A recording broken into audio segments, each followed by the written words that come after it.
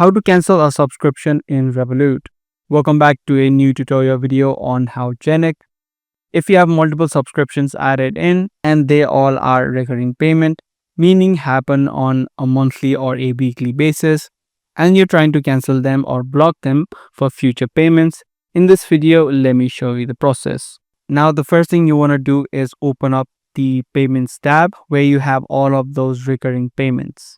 Once you open up the transactions and head over to the schedule payments, which is the recurring subscriptions that you have inside of Revolut, you can just tap on a particular subscription that you're trying to block. So just tap on one of the subscriptions that you're trying to block. Now, once you do that, you'll be taken inside of this particular transaction.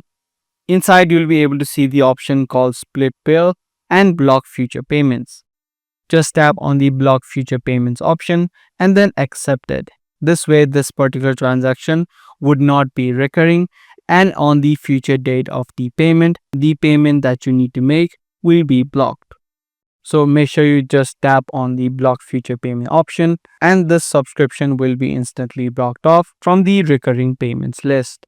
That's all it takes in canceling a subscription inside of Revolut. I do hope this guide video was helpful to you.